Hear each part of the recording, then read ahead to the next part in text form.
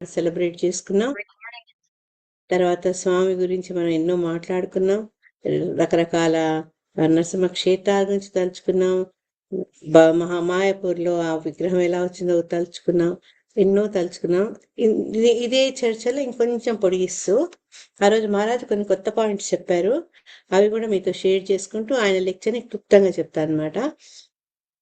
ఆయన ఇక్కడ ఏం చెప్పారు అంటే, భగవంతుడి లీలలు ఎలా ఉంటాయంటే, భక్తుడు అసురుడి ఇంట్లో జన్మించవచ్చు, అసుల ఇంట్లో భక్తుడు కూడా జన్మించవచ్చు. మనకు ప్రహ్లాదుడే చక్కటి ఉదాహరణ అనమాట. అటువంటి ఘోరమైన అసురుడు హిరణ్యాక్ష హిరణ్యకశిపుల వంశంలో ఇంత గొప్ప భక్తుడు ఉద్భవించాడు. ఎవరు? ప్రహ్లాద్ మహారాజు. అది అన్నమాట. అయితే దీంట్లో మీరు ఒక్క నిమిషం ఆలోచించండి. అసురుల ఇంట్లో భక్తులు జన్మిస్తే, భక్తుల ఇంట్లో అసురు జన్మిస్తే, ఈ రెండింటికి వ్యత్యాసం ఏంటి? హరే కృష్ణ మాతాజీ. అసురుల ఇంట్లో భక్తుడు జన్మిస్తే వాళ్ళ గ్రాండ్ పేరెంట్స్ అందరికి కూడా ఉత్తమ గతే వస్తుంది మాతాజీ. ఇంకా భక్తుల ఇంట్లో అసురుడు వచ్చినప్పుడు అట్లా అవదేమో నేను అనుకుంటున్నాను మాతాజీ. వాళ్ళు బీభత్సాన్ని సృష్టిస్తారు. భక్తులకు ఇక్కట్లు కల్పిస్తారు వాళ్ళు. కాబట్టి అందరూ ప్రహ్లాదుడు లాంటి సంతానం కావాలని కోరుకుంటారు. ఉదాహరణకు చూడండి, వేణ ఎటువంటి వాడు? అందరు కలిసి ఆఖరికి బ్రాహ్మణులు మంత్రులు అందరు కలిసి వాడిని మట్టు పెట్టాలని చూశారు. ఎందుకంటే అతను చేసే అరాచకాల వల్ల. కాబట్టి భక్తుల ఇంట్లో అసురుడు రావడం అంత శుభసూచకం కాదు. కానీ అసురుల ఇంట్లో భక్తుడు. హరే కృష్ణ. పండిత పుత్ర పరమశ అంటారు కదా మాతాజీ. ఆ తండ్రి పేరుని కూడా చెడగొట్టేస్తాడు మాతాజీ. చెడగొడతారు. కరెక్ట్. అదే ప్రహ్లాదుడు అయితే తండ్రిని గురించి కూడా ప్రేయర్ చేశాడు, క్షమించమని. అంత మంచి పుత్రుడు కాబట్టి ఆ వంశానికి దాన్ని తెచ్చాడు మాతాజీ. వాళ్ళ వల్ల ఎన్ని అపరాధాలైనా భక్తుల వల్ల అన్ని అపరాధాలు మాఫీ అయ్యాయి. అయితే నరసింహస్వామి అపిరెన్స్ ఏ యుగంలో అయింది?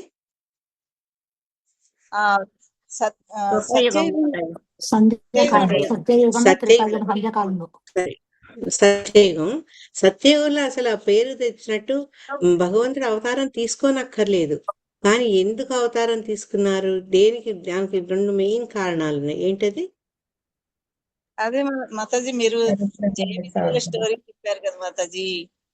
జయ విజయ వైకుంఠంలో జయ విజయల స్టోరీ చెప్పారు మీరు. అప్పుడు చాలా అసలు మైండ్ లో ఎంత ఉందో, వీర రసాన్ని అనుభవించడం కోసం అది ఒకటి. ఇంకోటి పద్మజ మీరు చెప్పండి. ఇంకోటి భక్తుల్ని రక్షించడానికి, మెయిన్ గా వాళ్ళకి దర్శనం ఇవ్వటానికి. భక్తుల ప్రార్థనతో ప్రహ్లాదుని కోసమే ఆయన జన్మించారు. మనం అనుకుంటాం కదా భగవంతుడు అంత సర్వశక్తివంతుడు, ఆయన ధామంలో ఉంటే కనుచూపుతో వీళ్ళ భస్మం చేయొచ్చు. కానీ భక్తుల కోసం వచ్చి అని ఈ లీలలు ప్రదర్శించారు. అటువంటి లీలల్లో చాలా అత్యద్భుతమైనది నృసింహ అవతారం అన్నమాట. హిరణ్యకశిపు మరణం తర్వాత హిరణ్యాక్షుడు మరణం తర్వాత హిరణ్యకశిపుడికి చాలా క్రోధం వచ్చి ఎలాగైనా విష్ణువు జయించాలి అన్న ఉద్దేశంతో ఆయన ఏం చేశారు? తపస్సుకు వెళ్ళారు. ఇక్కడ మనకు కొత్త విషయం ఏం తెలుసుకున్నాం అంటే, సామాన్యంగా ఎవరైనా ఘోర తపస్సు చేస్తున్నాం అంటే ఎవరికి భయం మొదలవుతుంది? ఇంద్రుడికి. కరెక్ట్. అయితే ఇక్కడ ఏం చేసి, ఇంద్రుడే కాదు, ఇంద్రుడితో పాటు దేవతలందరూ కూడా భయపడ్డారట. అయితే సామాన్యంగా ఎవరైనా తపస్సు చేసుకుంటే వాళ్ళ తపోభంగం చేసే కార్యక్రమాల్లో అప్సరసలను వీళ్ళని వాళ్ళని పంపుతారు కదా. కానీ హిరణ్యకశిపుడి యొక్క తపో విజ్ఞానికి ఎవరిని ఎన్నుకున్నారంటే వాళ్ళు నారదుడిని ఎన్నుకున్నారు. ఈ కథ మనకు కొత్తది అనమాట. నారదుని ఎన్నుకుంటే ఎక్కడైతే హిరణ్యకశిపుడు ఘోరంగా తపస్సు చేస్తూ ఓం బ్రహ్మాయ నమః ఓం బ్రహ్మాయ నమః అని తీవ్రంగా తపస్సు చేస్తుంటే నారదుల వారు పక్కన చెట్టు మీద పక్షిలా కూర్చొని ఓం నమో నారాయణ ఓం నమో నారాయణ అని చాంట్ చేయడం మొదలుపెట్టిండట. కొద్దిసేపు అయినాక ఇతని జపం ఎప్పుడైతే తీవ్రంగా అయిందో హిరణ్యకశిపుడికి తన చేస్తున్న జపాన్ని వినే అవకాశం దొరకలేదన్నమాట. దాంతో జపము ఆయన తపస్సు భగ్నమవుతుంది. చాలా కోపంతో అతను ఇంటికి వెళ్ళిపోతాడు అనమాట. తపస్సు భగ్నమైనాక ఇంకా ఆయనకు అక్కడ ఏం పని ఉంది? ఇంటికి వెళ్ళిపోతాడు. కానీ నారాయణ నారాయణ అని క్రోధంగా ఆ మనసులోనే అనుకుంటుంటాడు అనమాట. అనుకుంటూనే అతను స్నానాదులు చేయడము, భార్యతో సంభోగించడం. ఇప్పుడు కూడా నారాయణ యొక్క జపం అంటే తెలియకునే భగవన్నామ జపం చేయడం వల్ల అతను ప్రెగ్నెంట్ చేసినప్పుడు ఒక భక్తుడు రూపొందాడు అని. అదంతా బ్యూటిఫుల్ గా చెప్పారంటే కనెక్షన్. సంస్కారాల గురించి మనం మాట్లాడుకున్నాం కదా. సంతానం కనుక సత్సంతానం కావాలి అంటే ఏ రకమైన భావనతోటి ఈ సంస్కారాన్ని గర్భాధాన సంస్కారం చేయాలో అదే రకంగా తెలియకుండానే ద్వేషంతో ఎట్లా కంసుడికి కూర్చున్నా, పడుకున్నా, నిల్చున్నా, ఏది చేసినా అదిగో కృష్ణుడు, అక్కడ కృష్ణుడు, ఇక్కడ కృష్ణుడు అని ఏ భావంతో ఉండేవాడు. ఇతను ఈ నారాయణ నారాయణ అని వైరంతో నారాయణ స్మరణ చేయడం వల్ల భార్య గర్భవతి అయినా కూడా అతనికి రాక్షసాంశం జన్మించలేదు. ఈ భక్తుడు చక్కటి ఆదర్శపరమైన భక్తుడు ప్రహ్లాదుడు జన్మిస్తాడనమాట. అయితే ఎప్పుడైతే తను మళ్ళా తపస్సుకు మళ్ళా వెళ్తాడు హిరణ్యకశిపుడు, ఒకసారి తపస్సు భగ్నమైంది. అందుకని ఇంకా రెట్టించిన దృఢ నిశ్చయంతో తన అడవులకు వెళ్తాడు. ఆ సమయం చూసి ఇంద్రాది దేవతలు ఏం చేస్తారంటే, వీటితోనే ఇంత కష్టమవుతుంది, మళ్ళా ఈ హిరణ్యకశిపుడు పుట్టే సంతానంతో ఇంకెన్ని ముక్తి పట్టాలో అనేసి కయాదును వాళ్ళు తీసుకెళ్ళిపోతుంటే నారదుడు వారించి తన ఆశ్రమానికి తీసుకెళ్తాడనమాట. ఈ రకంగా ఆయన ఏంటి అంటే గర్భస్థ శిశువుకి ఆయన మంత్రదీక్షిస్తారనమాట. అట్లా తల్లితో పాటు గర్భస్థ శిశువు కూడా అన్ని వింటూ చక్కటి నారాయణ భక్తి, విష్ణు భక్తితో పెరుగుతాడనమాట.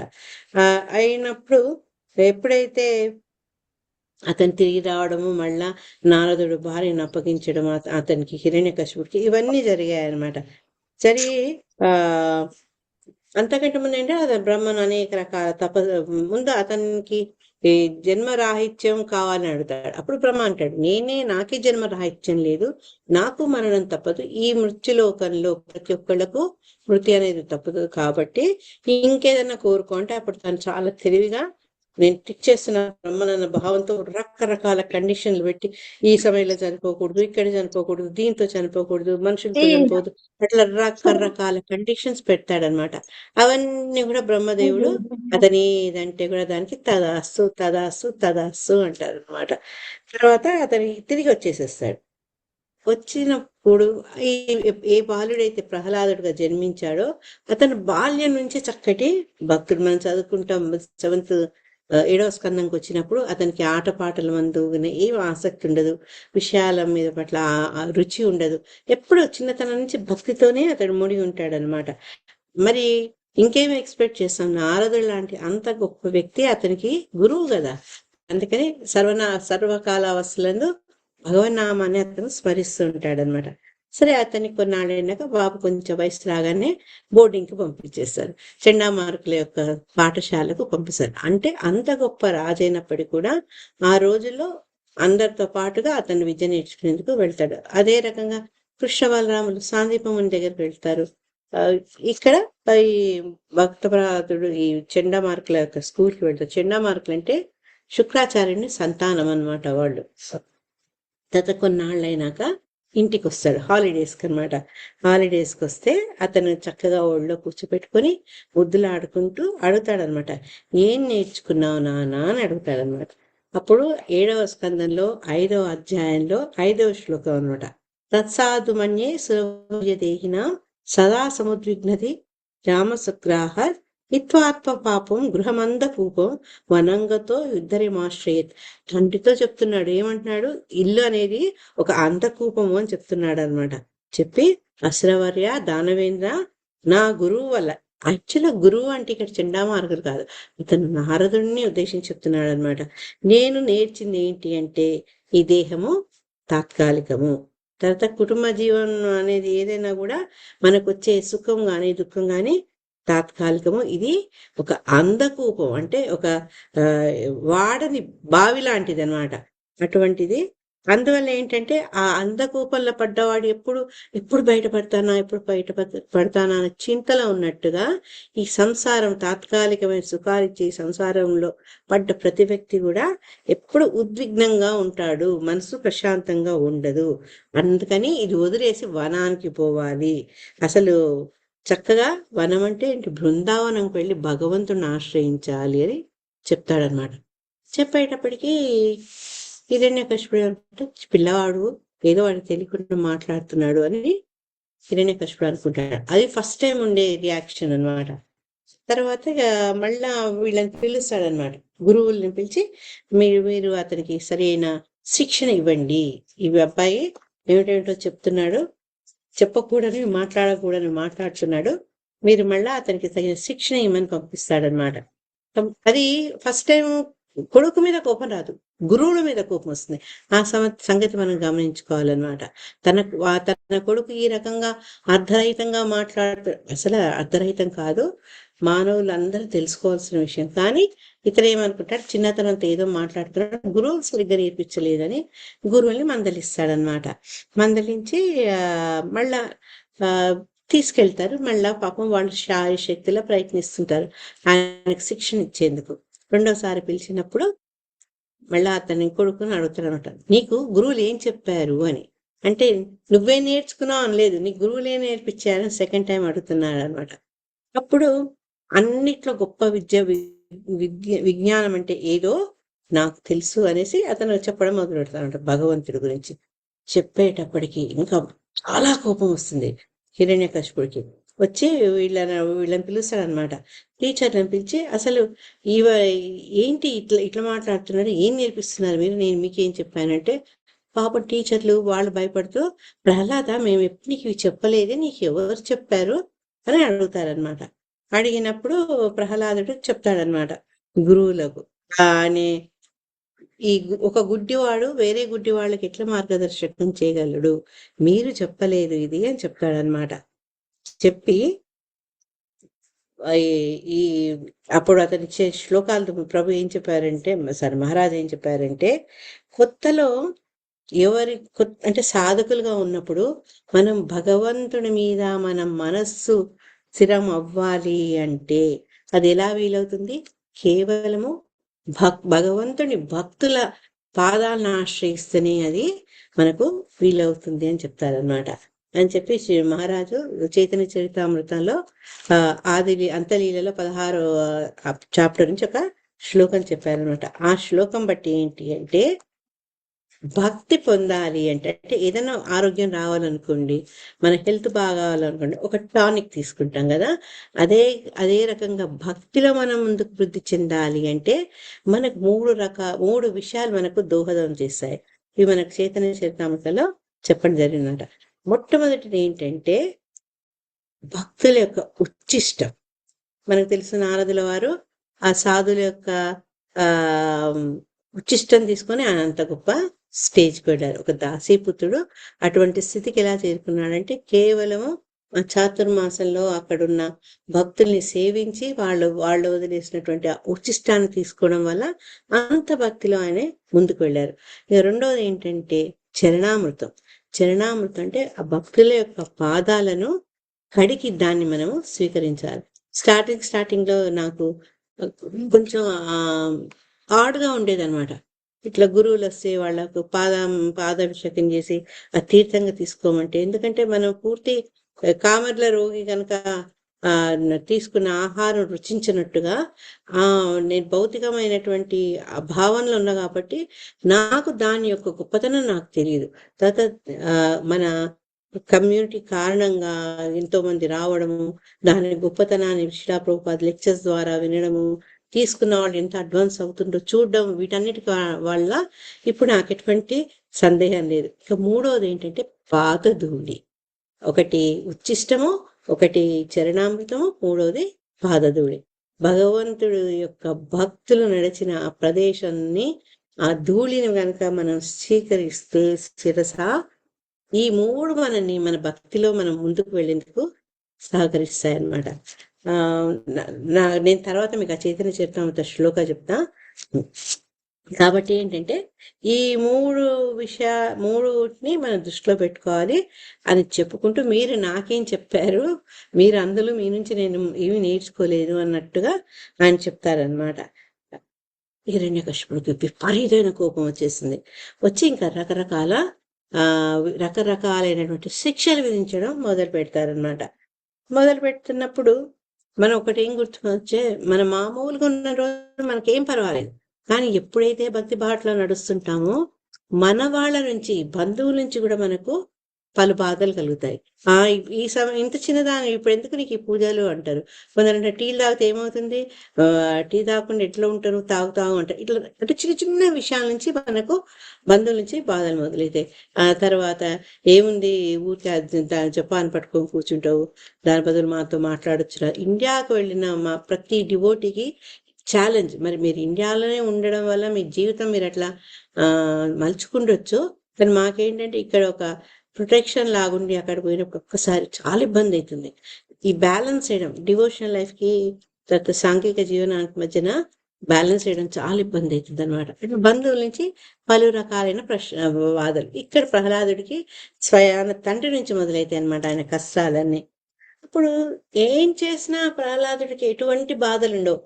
అప్పుడు హిరణ్యకశిపుడు అడుగుతాడు, అసలు ఏంటి నువ్వు, నీకు ఎన్ని రకాల ప్రయత్నించినా నీకు ఎన్ని ఇబ్బందులు కలగట్లేదు ఎందుకు అంటే, ఆ ప్రహ్లాదుడు చెప్తాడనమాట, మీరు నన్ను సముద్రంలో వేశారు, కానీ సముద్రం వల్ల నాకేం అపాయం లేదు. ఎందుకంటే ఆయనే నాకు మామ, మా అమ్మ లక్ష్మికి స్వయాన సోదరుడు కాబట్టి సోదరుడు అంటారు, సముద్రం తనయ కూడా అంటారు. కాబట్టి నాకు వాళ్ళ నుంచి ఎటువంటి భయం లేదు అని చెప్తారు. చెప్పి అట్లే అగ్ని గురించి చెప్తారు. అగ్ని ఎవరంటే మా తండ్రి యొక్క ముఖం నుంచి వచ్చే ప్రజ్వరిల్లుతుంది, అటువంటి అగ్ని నాకు భయం లేదు, నేను నిశ్చింతగా ఆ అగ్నిలో నేను తలదాచుకోగలను, నన్ను ఎటువంటి హాని నాకు అగ్ని వల్ల కలగదు అని చెప్తాడట.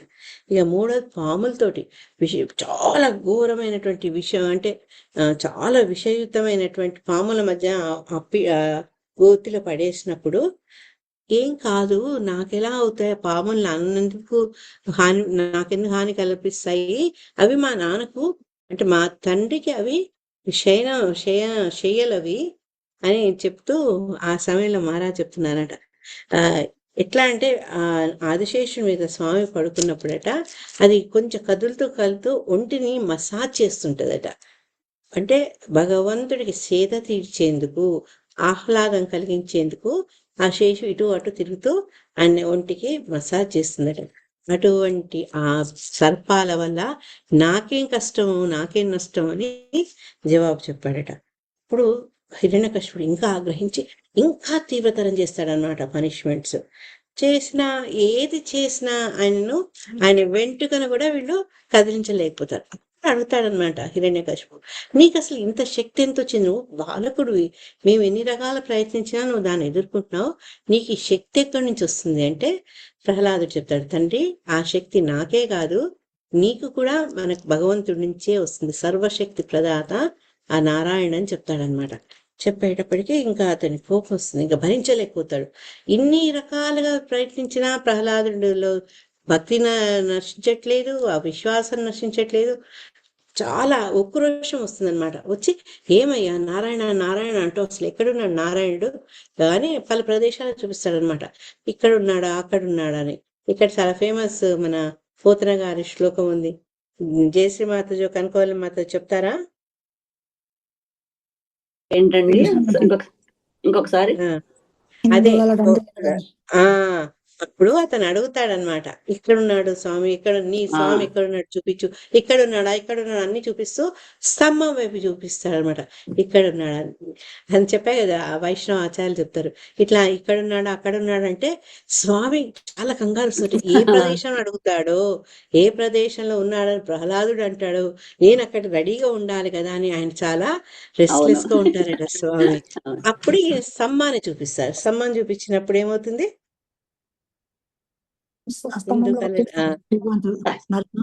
మనిషి కాదు జంతువు కాని రూపంలో ఫస్ట్ ఆయన అడుగుతాడనమాట.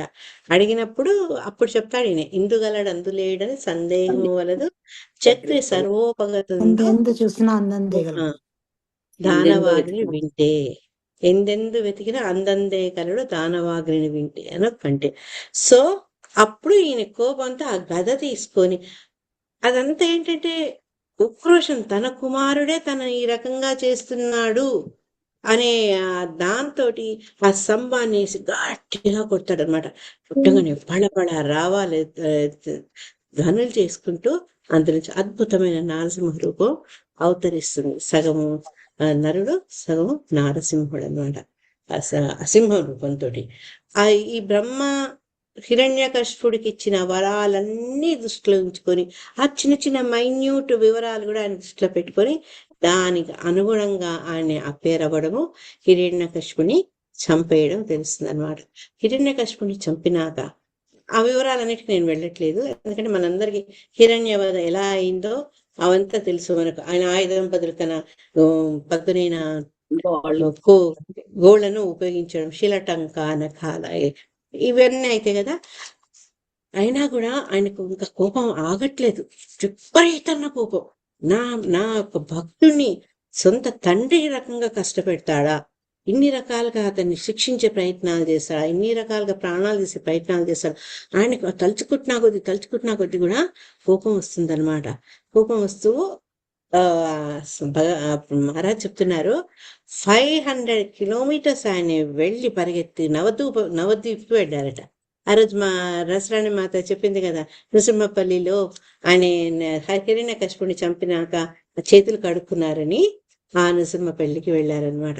నృసింహపల్లి దగ్గరికి వెళ్ళి ఆయనే ఆ మందాకిని నదిలో తన చేతుల ముంచి కడుక్కుంటారు. అయితే దేవతలందరూ ఆయన పరిగెత్తొచ్చారు, కానీ ఆయన దగ్గర పోయేందుకు ఎవ్వరికీ ధైర్యం లేదు. ఎందుకంటే అంత మహా ఉగ్ర రూపం. స్వామి ఎప్పుడు కూడా అటువంటి రూపాన్ని ప్రదర్శించలేదు ఇప్పటిదాకా, అంత ఆగ్రహాన్ని ఆయన ఎప్పుడు వ్యక్తపరచలేదు. కానీ ఇక్కడ ఒక భక్తుడి విషయంలోకి వచ్చేటప్పటికి అంత ఆగ్రహం. అంతెందుకు మాతాజీ, ఈ గోమాతను చాలా సాత్వికమైందని చెప్తాం మనం. అటువంటి గోమాత దగ్గర కూడా మనం దూడం తీసుకోబోండి, అప్పుడు ఏం చేస్తుంది, తను తల ఎరుస్తుంది, కొమ్ముళ్ళు చూపిస్తుంది, అంటే ఆ సంతానాన్ని దాచుకునే ప్రయత్నాల్లో అంత సాధు జంతువు కూడా క్రౌర్యాన్ని ప్రదర్శిస్తుంది. అటువంటి స్వామి భక్తుడు, అందులో మొత్తం ఆయన మీదే ఆధారపడిన భక్తుడిని ఇటువంటి ఆపదల నుంచి తప్పించినాక కూడా ఆయన ఆగ్రహం అంత తప్పును చల్లారదనమాట. అప్పుడు దేవతలు పోయి అడుగుతాడు, బ్రహ్మ నువ్వు ప్రార్థిస్తేనే కదా స్వామి వచ్చాడు, ప్లీజ్ ఆయన్ని శాంతించమని నువ్వు అందరి తరఫున వినతి చేయవా అంటే, బ్రహ్మదేవుడు అంటాడు అనమాట, అమ్మ నా వల్ల కాదు, ఇంద్రుడికి ఆయన అన్న అవుతాడు కదా, అంటే ఉపేంద్రుడికి కదా, ఉపేంద్రుడు అని కదా స్వామిని అనేది. అంటే ఇంద్రుడికి తమ్ముడు ఎవరు వస్తారు? కృష్ణమూర్తి. ఆయన పేరు వామనుడుగా ఇంద్రుడికి తమ్ముడుగా వస్తారు కదా. కాబట్టి ఇంద్రుడిని పోయి అడగమంటాడు. ఇంద్రుడు మొదటికే భయపడిపోతాడు. అప్పుడు వీళ్ళంతా కలిసి ఇంక వీళ్ళ లాభం లేదు, మన వల్ల ఏ పని కాదు, అమ్మవారిని అడుగుదాం, అమ్మవారైతే బెస్ట్, ఆమె ప్రియమైన భర్త కాబట్టి మంచి హితవాక్యాలు ప్రియవాక్యాలు చెప్పేసి అతన్ని స్వాంతనపరుస్తుంది అని చెప్పేసి వాళ్ళు పోయి లక్ష్మీదేవిని అడుగుతారనమాట. లక్ష్మీదేవి, నేను ఇంత ఉపరూపంతో నా భర్తని ఎప్పుడు చూడలేదు, నా వల్ల కాదు, నాకు అసలు నేను ఆయన దగ్గరికి వెళ్ళే సాహసం నాకు లేదు అని ఆవిడ చెప్తుంది. అప్పుడు వీళ్ళు గణేశుని దగ్గరికి వెళ్తారట, విఘ్నహర్త. ఆయన ఏంటి ధైర్యంగా ఒప్పుకుంటాడు, నేను చేస్తాను అనుకుంటాడు. ఆయన వాహనం ఏంటి? ఎలక వాహనం. ఎలక వాహనంతో గణేశుడు బయలుదేరి కొంత దూరం, అంటే స్వామిని సమర్పించే లోపలే ఆయన తీవ్రమైన శ్వాస ఇస్తున్నారు కదా, వేడిగా శ్వాస వస్తుంటే దానికోసం ఆయన కంగారు పడిపోయారట. పడిపోతే అందరూ నవ్వాడు ఆయన చూసి. స్వామి కూడా చిరునవ్వు నవ్వాడట. అంటే తననేదో శాంతపరచాలనే ప్రయత్నాలతో వచ్చి విఘ్నరాజా ఆయన ఆ రకంగా పడిపోవడము, భంగపడడం చూసి ఆయన కూడా చిరునవ్వు నవ్వుతాడు. కానీ చిరునవ్వు నవ్విండు అంటే కోపం పోయిందని కాదు, ఇంకా కోపం అలాగే ఉందన్నమాట. అప్పుడు వీళ్ళంతా ఇక ప్రహ్లాదుడిని ఆశ్రయిస్తారు అనమాట. ప్రహ్లాదుడిని అంటారు, నీ కోసమే స్వామి వచ్చారు, నీ గురించే ఆయన ఎంత ఆగ్రహంతో ఉన్నారు, నీకు తండ్రి వల్ల వచ్చిన కష్టాలు తలుచుకొని స్వామి అంత క్రోధంతో ఉన్నారు, కేవలం నీకే ఆయన శాంతపరిచే శక్తి ఉంది, మా వల్ల కాదు అని చెప్తారనమాట.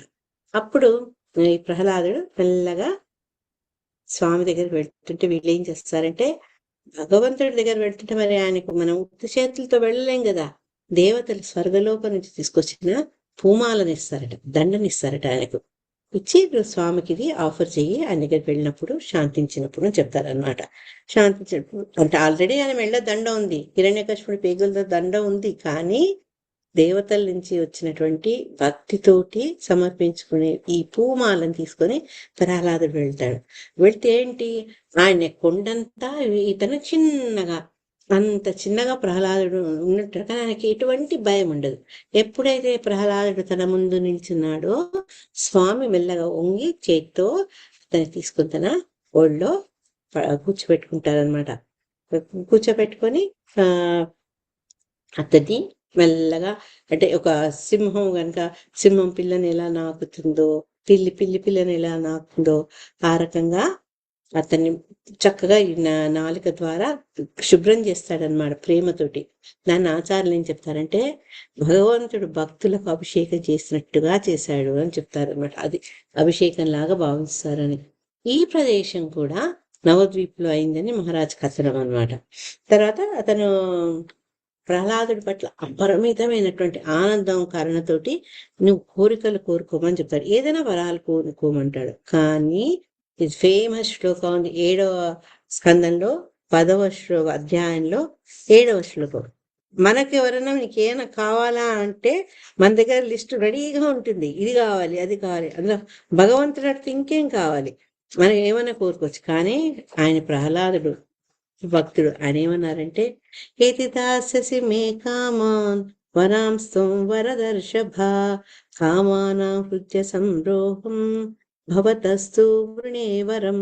ఆయన స్వామిని ఏం కోరుకున్నాడు అంటే, దేవా వరదాతల్లో శ్రేష్ఠుడు వరదుడు కదా స్వామి, నేను కోరిన వరం ఇవ్వదలిచినచో నా హృదయంలో ఎటువంటి కోరిక లేకుండా ఉండేటట్టు అనుగ్రహించు తండ్రి, అదొక్కటే నేను కోరుకునే వరము, నా ప్రార్థన అని అడుగుతాడనమాట అని చెప్తారనమాట. చెప్పేటప్పటికి ఇతను చాలా సంతోషిస్తారు. ప్రహ్లాదుని యొక్క సత్ప్రవర్తన, అతని యొక్క భక్తిని భగవంతుడు చాలా ఆనందిస్తారనమాట. ఆనందించినాక అప్పుడు ప్రహ్లాదుడు తన తండ్రి యొక్క తప్పుదాన్ని క్షమించమని అడుగుతాడనమాట. అడిగినప్పుడు స్వామి చెప్తాడు, నీవటువంటి భక్తుడు కాబట్టి ఇటు 7 తరాలు అటు 7 తరాలు వాళ్ళందరూ కూడా నన్ను పొందుతారు అని ఆయన చెప్తారనమాట. అయితే ఈ నరసింహ లీలకు తర్వాత భాగవతానికి ఒక మంచి కనెక్షన్ చెప్పారు మహారాజ్. మనందరికీ తెలుసు కదా, పండిట్ చోటగోపినాథ్ ఆలయంలో రోజు భాగవతం చెప్పేవారు కదా. భాగవతం చెప్పినప్పుడు మహాప్రభు తప్పకుండా వెళ్ళి ఆ కథను వినేవారు అనమాట. విని ముఖ్యంగా ఆయన వెళ్ళినప్పుడు భాగవత శ్రవణానికి అడిగేవాట గదాధర పండితుడు, స్వామి ఈరోజు ఏం చదవమంటారు అని. అయితే మహాప్రభు ఎక్కువ అడిగేవి 2 ఘట్టాలట. ఒకటేమో ధ్రువ చరిత్ర, ఒకటి ప్రహ్లాద చరిత్ర. అవి 2 ఇంటూ ఆయన కంటి నుంచి ఆనంద బాష్పాలు కలిగేది అనమాట. అయితే ఎందుకు ఈ 2 గురించి మనం ఎందుకు వినాలి అంటే, ధ్రువ ప్రహ్లాదుని యొక్క చరిత్ర వినడం వల్ల సహనశీలత, అంటే మనం ప్రతికూల పరిస్థితుల్లో కూడా భగవంతుడి మీద విశ్వాసం పోకుండా ఎలా భక్తి చేయాలి, ఈ భక్తి మార్గంలో మనకు వచ్చే ఆటుపోట్లను ఎలా తట్టుకోవాలి, ఇవన్నీ మనం ప్రహ్లాదుడి ద్వారా నేర్చుకుంటే, ధ్రువుడి ద్వారా ఏంటంటే దృఢత. ఒక భక్తి సాధనలో మనిషి ఎంత దృఢంగా ఉండాలి. కొంచెం కొన్ని అనుకూల పరిస్థితులు వచ్చినప్పుడు ప్రాక్టీస్ బాగా చేస్తాం, భగవత్ సాధన సరిగ్గా అనుకూలంగా పరిస్థితి లేకపోతే సాధన చేయము. చాలా సంతోషంగా ఉన్నా మనం భగవంతుని తలుచుకోము, చాలా దుఃఖం ఉన్నా భగవంతుని తలుచుకోము. అప్పుడు ఆయన మీద మనకి ఎన్నో కంప్లైంట్లు ఉంటాయి. కానీ ధ్రువుడిని చూసి మనం నేర్చుకోవాల్సింది ఏంటంటే ఆ దృఢత అని చెప్పి మహారాజు గారు చక్కటి ఉదాహరణ చెప్పారనమాట. మనందరికీ తెలుసు, ఎప్పుడైతే నారదుల వారు ధ్రువుణ్ణి కలుసుకోవడము, అతనేమో భగవంతుడిని పూజించి తండ్రి కంటే తాత కంటే ఉన్నతమైన స్థానం కోసం ఆయన వెళ్తుంటే, సంపాదించాలని వెళ్తుంటే నారదుల వారు కలుస్తారు. కలిసి నువ్వు ముప్పచ్చలారని బాలుడివి, నువ్వు పోయి అరణ్యంలో ఎలా ఉంటావు, అరణ్యంలో క్రూర మృగాలుంటాయి, అయితే అయిపోయిందిలే, నువ్వు వెళ్ళిపో, పోయి చక్కగా ఆటపాటలతో టైం స్పెండ్ చేసేయని చెప్తాడనమాట. చెప్తే ఇతను వినడు. వినక మీరు నాకు తగినటువంటి సలహాను మార్గదర్శనం చేస్తే చెయ్యండి, లేకుంటే మీరు తొలగంటే నేను నా దారిలో నేను వెళ్ళి నాకు తెలిసినట్టుగా నేను భగవంతుని ధ్యానిస్తాను అని చెప్తారనమాట. అప్పుడు ఎప్పుడైతే ఆ బాలుడిలో అంత డిటర్మినేషన్, దృఢమైన నిశ్చయం ఉందో అది చూసి నారదుల వారు సంతోషించి అతనికి భగవంతుని ఎలా జపించాలి, ఆ తర్వాత మెడిటేషన్ ఎలా చేయాలి, భగవంతుని రూపాన్ని ఎలా దర్శించుకోవాలి, ఇవన్నీ చక్కగా చెప్పారు. ఇవన్నీ ఆల్రెడీ మనం కవర్ చేసేసాము అప్పుడు. అప్పుడు ఈ ధ్రువుడు గురువుగారు చెప్పినట్టే తూచా తప్పకుండా అన్ని నియమాలు పాటిస్తూ ఆయన ధ్యానంలో ఒక మూర్తిని ప్రతిష్ఠించుకొని మట్టి ద్వారా తర్వాత ఆయన తపస్సు చేయడం మొదలుపెట్టాడు. ఆ తపస్సు కూడా ఎలా చేశారు అంటే 6 నెలల కాలంలో అంత అంటే ఆయన తీవ్రమైన తపస్సుతో 6 నెలల కాలంలో భగవంతుడిని దర్శించుకున్నాను అతను. అయితే మొదటి నెలలో ఏం చేశారట అంటే 3 సార్లు 3 సార్లు అతను నెలకు 3 సార్లు ఈ పండ్లను అంటే వనంలో దొరికేటువంటి ఫలాదులను అవి ఆయన స్వీకరించేవారు. ఆ తర్వాత 2వ నెలలో ఏంటి అంటే 6 రోజులు, మొత్తం నెలలో 6 రోజులు ఎండుగడ్డి ఆకులు వాటిని జీవిస్తూ ఆయన తపస్సు చేశారు. 3వసారి ఏంటంటే 9 రోజులకు ఒక్కసారి నీళ్లు తీసుకుంటూ ఆయన తపస్సును చేశారు. తర్వాత 4వ నెలలో 12 రోజులకు ఒకసారి ఊపిరి పీలుస్తూ ఈ రకంగా క్రమంగా ఆయన కఠినంగా తపస్సు చేస్తూ ఆఖరికి భగవంతుని చూడగలిగారు. ఆ సందర్భంలో మహారాజ్ ఏం చెప్పారంటే భోజన్ కమ్ కియా భజన్ జాదా కియా. అది అంటే భగవంతుడు ధ్యానాన్ని పెంచారు, ఆహారాన్ని పూర్తిగా తగ్గించేశారు ధ్రువ మహారాజు. కానీ సామాన్యంగా మనం ఏం చేస్తాము, మనం ఆహారానికి ఇంపార్టెన్స్ ఇస్తాము, ధ్యానానికి మనము ఇంపార్టెన్స్ తగ్గిస్తాం. పెరుగుతున్నా కొద్దీ మనకి ఇంకా ఆహారం మీద ఆంక్షలు, ఆహారం మీద ఫలానదే తింటాను అనే ప్రవర్తన మనలో ఎక్కువ అవుతుంది, భక్తి మటుకు తగ్గుతుంది అని చెప్తూ ఉదాహరణ చెప్పారంటే కొన్నిసార్లు ఈ మందిరాల్లో బ్రహ్మచారులు ఉంటారు, వాళ్ళకేమో కిచిడి ఇస్తారు. ఎవరైనా విజిటింగ్ గొప్ప వాళ్ళ డివోటీస్ వస్తే, సీనియర్స్ వస్తే వాళ్ళకు రకరకాల వ్యంజనాలతోటి ప్రసాదాలు ఇస్తారు. కొన్నిసార్లు వాళ్ళు విజిట్ చేయకుందే మేము ఫలానా మాకు కావాలి అని చెప్తారు అనమాట. ఈ రకంగా ఉంటుంది. కానీ మనం ప్రహ్లాదుని చూసి నేర్చుకోవాల్సింది ఏంటి, ఆ దృఢత్వం. ఈ భోజనం తగ్గించుకుంటూ భగవంతుని భజించడం ఎక్కువ చేసుకోవడం మనకు ఈ భక్తి మార్గంలో మనను ముందుకు తీసుకొస్తుందని చెప్పారు. సో ఈ విషయాలు కొన్ని చాలా ఇంట్రెస్టింగ్గా అనిపించాయి, అవి మీతో షేర్ చేసుకుందాం అనుకున్నా. సో నరసింహదేవ్ భగవాన్కి జై, ప్రహ్లాద్ మహారాజ్కి జై, మహారాజ్కి కూడా జై. అనే ఆ పేరు విజయ భాగవత మహారాజు, ఊరికి పేరు మర్చిపోతున్నా, భక్తి విజయ భాగవత స్వామి మహారాజ్. సో వీళ్ళందరికీ ఒకసారి మరొకసారి తలుచుకుంటూ కృతజ్ఞతలు చెప్పుకుంటూ నెక్స్ట్ టాపిక్లోకి వెళ్దాం. ఒక్క క్షణం బ్రేక్ ఇవ్వండి. మీకు ఏదైనా కొత్త విషయం దీంట్లో తట్టే చెప్పండి. హరే కృష్ణ. ఇప్పుడు నరసింహస్వామి ప్రహ్లాదు తన చేతిలో తీసుకున్నప్పుడు నాకేం అని చెప్పారు కదా, ఎవరిని నాకని చెప్పండి నాకు ఒకసారి మాతాజీ. ఎవరినెవరు? ప్రహ్లాదుడు నరసింహస్వామిని కౌగిలించుకున్నాడు, నరసింహస్వామి ప్రహ్లాదుడు వాత్సల్యంతో. ఒక్కసారి సార్వభౌమ ప్రభు చెప్పారు మేడం మా క్లాస్లో, ఎప్పుడైతే ఆ రకంగా నారసింహుడు ప్రహ్లాదుని తీసుకున్నాడో ఆయనకు చాలా వాత్సల్యం అనిపించిందట. స్వామి ఆయన స్వయంభువు కదా, ఆయనకు తల్లిదండ్రులు అంటూ లేరు. అతనికి ఆ పితృవాత్సల్యము మాతృవాత్సల్యాన్ని చూడాలి అనిపిస్తుందట. అందుకని మళ్ళా ఆయన త్రేతాయుగంలో ఎప్పుడైతే రాముల వారికి వస్తారో 3 తల్లులు తండ్రి విపరీతమైన ప్రేమ కురిపించారు ఆయన మీద. అదంతా అయిపోయింటే ఆయన రాజ కుటుంబంలో పుట్టారు కాబట్టి ఆయనకు ఎవ్వరు మిత్రులు లేరు. మామూలు ఇళ్ళలో అయితే అందరు అరేపుతారు అనుకుంటూ తిరుగుతారు, కానీ ఆయన రాజుకు అందులో యువరాజు పదవిని ముందు చేపట్టేవాడు. ఆయనకు ఆడుకునేందుకు ఆయనతో చనువుగా ఉండేందుకు అతనికి స్నేహితులు ఎక్కువగా లేరనమాట. అది మనసులో కొద్దిగా ఉండిందట స్వామికి. అందుకని ఆయన కృష్ణుడిగా ద్వాపరలో వచ్చినప్పుడు అంతమంది ఫ్రెండ్స్, ఆ ఫ్రెండ్స్ కూడా ఏంటి, ఇతను భగవంతుడు అన్న భావన లేకుండా తమలోనే ఒకవాడుగా భావించి ఆయన్ని కొట్టి తిట్టి ఎంగిలి పెట్టి ఆ రకంగా వాళ్ళు ఎంతో ఆనందాన్ని కల్పించారట స్వామి. చెప్తుంటే ఎంతో ఆనందంగా ఉంటుంది ఆ సన్నివేశం. సో ఈ రకంగా అన్నట్టు భగవంతుడి ఏదైనా కూడా భగవంతుడి ఇచ్చతోనే జరుగుతుంది. సో ఈ రకరకాలైన మార్పులు, రకరకాల అవతారాలు, ఆ విశేషాలు కూడా భగవత్ ఇచ్చబట్టి ఫస్ట్ మీరు చెప్పారు కదా, ఆ భగవంతుడికి తన ఈ రకంగా తనతో సమ ఉజ్జీలైన వాళ్ళతోటి యుద్ధం చెయ్యాలి అనే కోరిక ఉండబట్టే ఈ హిరణ్యాక్ష హిరణ్య కశిపులతోటి ఆ యుద్ధం జరగడము ఈ రకంగా అనమాట. స్వామి యొక్క సంకల్పం వల్ల ఇవన్నీ జరిగాయి. హరే కృష్ణ. హరే ఓకే కృష్ణ మాతాజీ. మాతాజీ. హరే కృష్ణ. చెప్పండి అమ్మా. ఇందాక 7th క్యాంటో 10th చాప్టర్ లో శ్లోకం నెంబర్ రాసు. 7-10-7 అది గుర్తుంచుకోవాలి ఎప్పుడైనా. ఇది Okay. దాసేసి మీ కామాన్ 7-10-17. 7-10-7. Yeah. ఓకే ఓకే అమ్మా.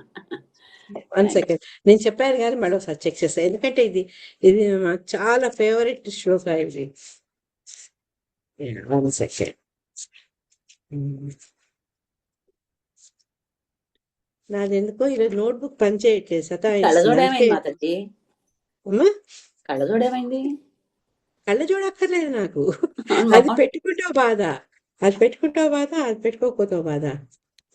7-10-7 కదా, కరెక్ట్. ఎస్ మాతాజీ, అదే.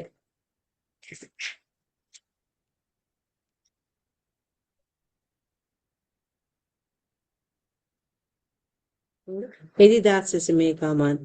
ఓకే అమ్మా. అదైనా అది కాక తర్వాత ఆయన ఏమంటాడంటే, జీవితారంభం నుంచే కామం వల్ల ఇంద్రియ కలాపాలు, మనస్సు, ప్రాణము, దేహము, ధర్మము, ధైర్యము, బుద్ధి, సిగ్గు, ఐశ్వర్యము, తేజస్సు, స్మృతి, సత్యసంధత అన్నీ నశిస్తాయి. అందుకే నాకు ఎటువంటి కామనాలు లేవు అని చెప్తున్నారనమాట. చెప్పుకుంటూ మనుషుడు మనసులోని భౌతిక వాంఛలు విడిచిపెట్టగలిగితే నీకున్నటువంటి సంపద, ఐశ్వర్యాన్ని పొందగలిగేందుకు అర్హుడవుతాడు. స్వామికున్న సౌందర్యం కానీ, స్వామికున్న సంపద కానీ, ఐశ్వర్యం కానీ మనకు తెలుసు సమగ్రం. అటువంటి పొందే స్టేజ్కి వస్తాడంటే ముందు అతని తన భౌతిక జీవితంలో వాటి గురించి ఆశించకూడదు. అది. Hare Krishna. Thank you. Hare Krishna. So మన లాస్ట్ వీక్ చాలా చాలా విశేషమైన రోజులు వచ్చాయి. దాంట్లో మనకు ముఖ్యంగా చెప్పుకోవాల్సింది అద్భుత నారసింహుడి యొక్క అపేరెన్స్ అయింది. తర్వాత మొన్న మే 1st డే రోజు శ్రీనివాసాచార్య ఆయన యొక్క అపీరెన్స్ డే, అంటే ఆవిర్భావ దినం జరుపుకున్నాను అనమాట. అయితే దాని గురించి ఈరోజు పొద్దున మా లేడీస్ క్లాస్లో మాట్లాడే అవకాశం వచ్చింది. అప్పుడు రసరాణి మాతాజీ కొన్ని విషయాలు అందరికి తెలీదు కాబట్టి మీరు అదే కూడా చెప్పండి అంది. ఇంకా టైం ఉంది కాబట్టి మనకు పర్వాలేదు. ఇటు శ్రీనివాస ఆచార్య ఏంటి అంటే, ఈ గోస్వాముల 6 గోస్వాముల యొక్క సంపత్తి, ఆ సంపత్తిని ఆయన కాపాడి 10 మందికి పంచిపెట్టారనమాట. ఆయన ఎటువంటి వారు అంటే, ఈ మన గౌడీయ వైష్ణవ ఈ సంస్థకు ఆయన ఒక సేతు, బ్రిడ్జ్ లాంటి వాడనమాట. ఆయన చైతన్య మహాప్రభు తర్వాత ఇది ఆయన ఈ భూమండలం మీద ఆయన లీలలు చాలించుకొని పంచతత్వ వీళ్ళు వెళ్ళిపోయినాక వచ్చారనమాట ఆయన.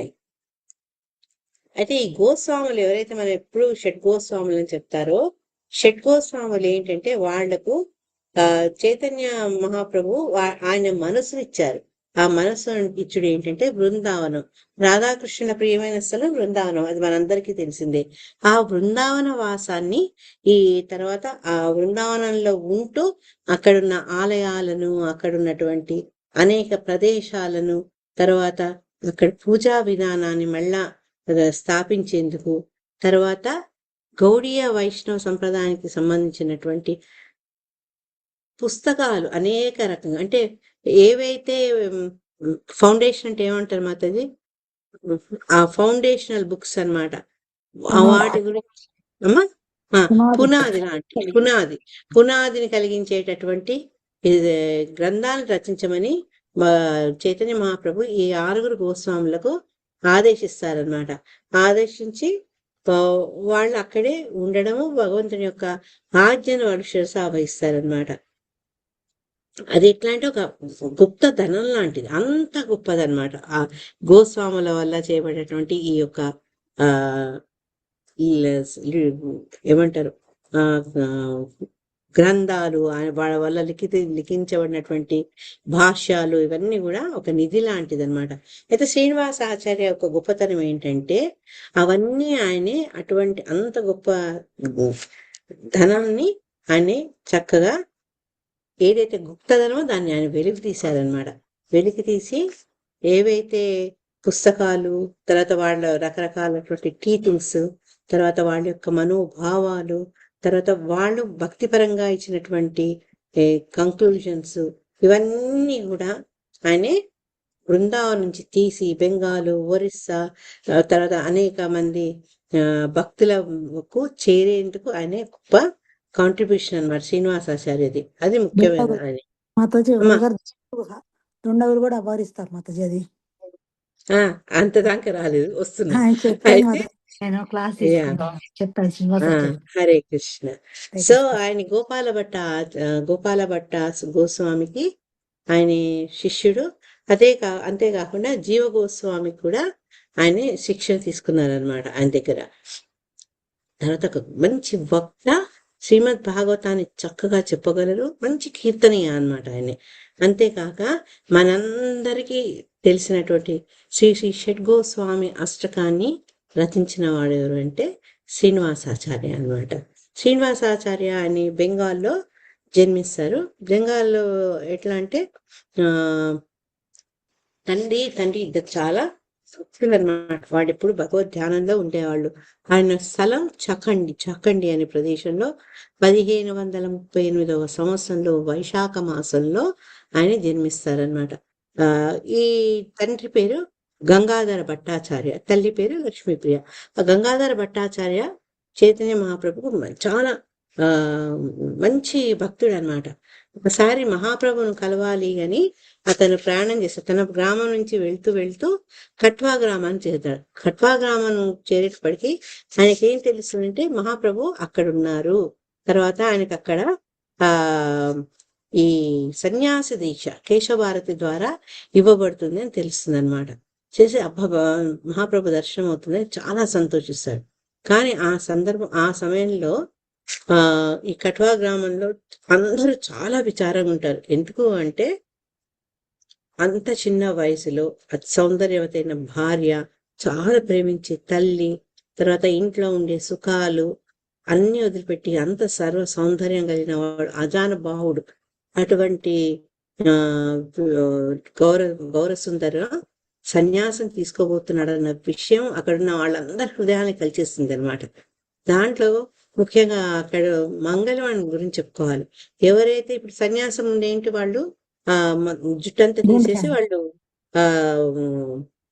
ఏమంటారు, గుండు అనే పదం ఉండదు, ఇంకో పచ్చి పదం ఉంటుంది. సరే, అయితే ఎప్పుడైతే శిరోముండనం చేసుకోవాలి, అప్పుడు ఆ మంగళవాడికి చేతులు రావు.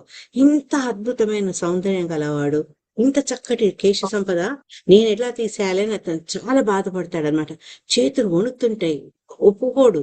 కానీ మహాప్రభు ఎంత దృఢమైన నిశ్చయంతో ఉంటారంటే అతన్ని నిర్బంధించి అతన్ని అదమాయిస్తాడనమాట చేయమని. అప్పుడు మనసులో లేకున్నా ఆయన యొక్క ఆజ్ఞకు చేతులు వాటంతలవి పనిచేయడం మొదలు పెడతాయి. ఆ రకంగా అతను మొత్తం కేశాలన్నిటి తీసేస్తుంటాడు అనమాట. ఆ దృశ్యం చూసి అందరూ పొర్లి ఏడుస్తారు. ఆచార్యులు ఏం చెప్తారంటే వాళ్ళందరి కన్నీళ్లతో అక్కడ మడుగు తయారైందట, అక్కడున్న ప్రేక్షకుల కన్నీళ్లతోటి. తర్వాత ఆయనకు మాతాజీ సైలెన్స్ లో పోరా, కొంచెం డిస్టర్బెన్స్ వస్తుంది. అయితే ఆయనకు ఇచ్చిన నామం ఏంటంటే ఈ సన్యాసం తీసుకున్నాక శ్రీకృష్ణ చైతన్య అనే నామాన్ని ఇవ్వడం జరుగుతుంది. అప్పుడు అక్కడ ఉన్న వాళ్ళందరూ కూడా ఆయనకు జయకారాలు పలుకుతారు. ఈ గంగాధర భట్టాచార్య అయితే ఇంకా ఒక ఎక్స్టసీలోకి వచ్చేస్తారు అనమాట. చైతన్య ఇంకా అతను దాని గురించి పదే స్మరిస్తుంటాడు ఆ నామాన్ని. తన గ్రామానికి తిరిగి వచ్చినా కూడా అతనికి వేరే ధ్యాస ఉండదన్నమాట, చైతన్యాన్ని తలుచుకుంటుంటాడు అనమాట. అప్పుడు గ్రామస్తులు అనుకుంటారు, నీ పేరు గంగాధర భట్టాచార్య కాదు, నీ పేరు ఈ రోజు నుంచి చైతన్య దాసు అని. అంటే ఇది హేళనతో కాదు, అతని యొక్క భక్తి భావాన్ని వాళ్ళు అర్థం చేసుకుంటారనమాట. అందుకని అతనికి చైతన్య దాసు అని మళ్ళా నామకరణం చేస్తారు. అయితే అప్పటిదాకా చైతన్యదాస్కి కానీ లక్ష్మీప్రియకి కానీ గృహస్థులైనప్పటికీ సంతానం మీద వాడికి ఎప్పుడు దృష్టి లేదు. కానీ మరి భగవత్ సంకల్పము లేకుంటే చైతన్య మహాప్రభు కృపలో వాళ్లకు ఒక సంతానం ఉంటే బాగుండు అన్న కోరిక ఉదయిస్తుంది అనమాట వాళ్ళలో. అప్పుడు భార్య ఏం చెప్తుంది, భార్య భక్తురాలైతే భర్తను సరైన మార్గదర్శకత్వం చేస్తుంది.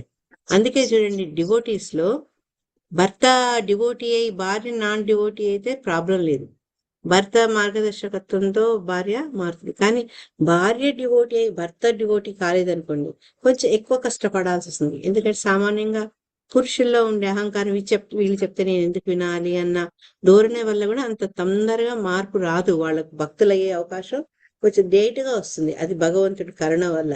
కానీ ఇక్కడ ఏంటంటే ఇద్దరు భక్తులు అవ్వడం వల్ల ఆమె లక్ష్మీప్రియ ఏం చెప్తుందంటే, మనము జగన్నాథ్ పూరికి వెళ్దాము, వెళ్ళి భగవంతుడిని ఆశీస్సులు, తర్వాత చైతన్య మహాప్రభు సన్యాసించినాక ఆయన పూరిలో ఉంటారు కదా, ఆయన దర్శనం కూడా తీసుకొని మనము వద్దామని చెప్తుంది అనమాట. అప్పుడు ఇద్దరు భార్యాభర్తలు కలిసి బయలుదేరుతారు జగన్నాథపురికి.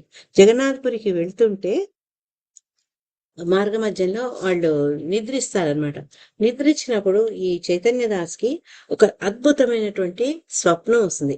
ఆ స్వప్నంలో ఏం చూశాడంటే త్రిభంగ రూపమైనటువంటి శ్యామసుందరిని చూస్తాడనమాట. ఆయన చూస్తుండగానే ఆ త్రిభంగ రూపం కాస్త ఈ గౌరవర్ణంలో ఉన్నటువంటి మహాప్రభుగా తన దర్శనం ఇస్తాడు.